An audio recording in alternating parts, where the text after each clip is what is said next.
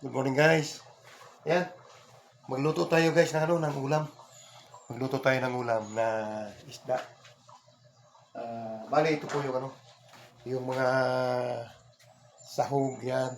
Sibuyas, luya, kamatis, tapos sili, yan na po. Pinagsama-sama ko na po rito.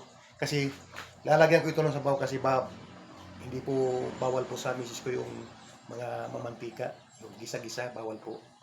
Yan. Dito bali ilalagay ko na yung sabaw dito. Tapos yung isda pag kumulo. So guys, lalagay ko na po sa sabaw. Pag kumulo, saka ko ilulunod. Ilalagay yung isda.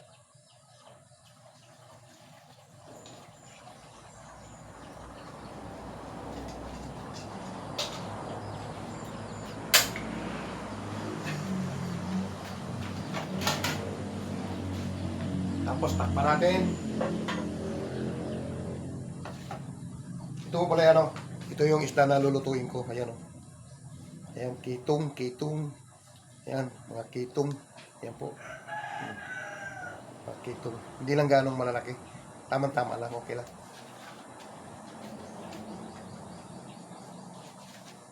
Tapos, lagyan na natin ng timpla.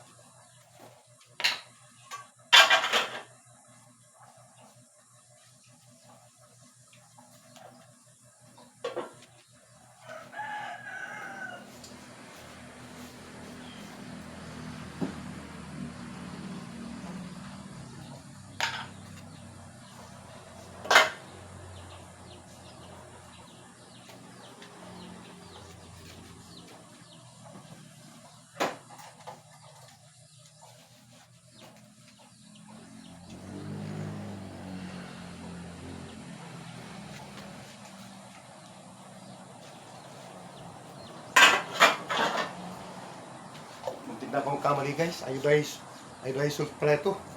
Kala ko bitchin. Madudubli ang alat. Ito pala yung bitchin. Ito pala yung bitchin. Yun.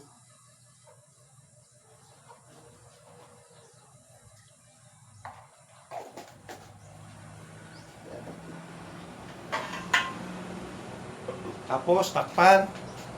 Yan. Yan guys, kumukulo na po. Lalagyan na natin yung isda.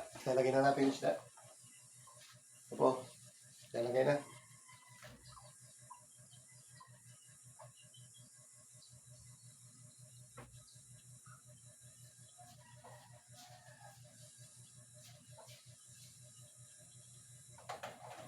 Yan. Madali lang po ito maluto. Mga siguro 35 minutes. Luto na ito. Ito po, luto na yung yung kumukulo na. Ayan po. Ayan.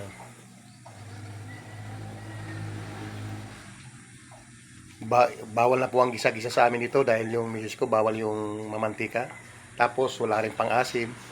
Pero dito kasi sa Cebu guys, hindi naman talaga uso rito yung mga ganitong luto na isda na may sabaw na lalagyan ng asim. Ako lang naman ang nagpauso dito. Palibasa, laki ako ng Maynila guys kasi tumira ako ng Maynila, 12 years old pa ako.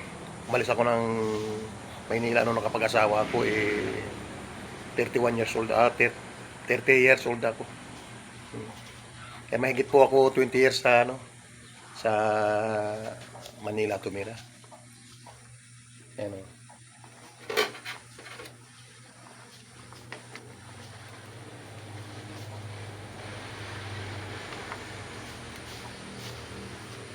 Malapit na po ito maluto. Mga 5 minutes. Luto na po ito. 5 minutes na lang natitira. Kasi kailangan pakuluin mabuti yung yung mga ricado ba, katulad ng mga sili para po yung yung sili. Mawawala yung lansa ng isda. Ayan. Yan po ang pampawala ng lansa ng isda, yung sili. Siling espada. Tapos yung luya. Yan. Yan, dalawa na yan. Yan po. Kaya sana kung may pang-asim, kaso nawaubusan po kami ng pang-asim dito, saka control lang ako sa pang-asim ngayon kasi yung misis ko nga, maraming bawal.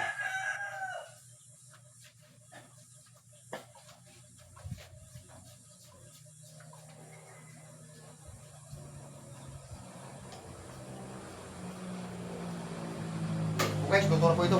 Luto na po ito. Thank you for watching.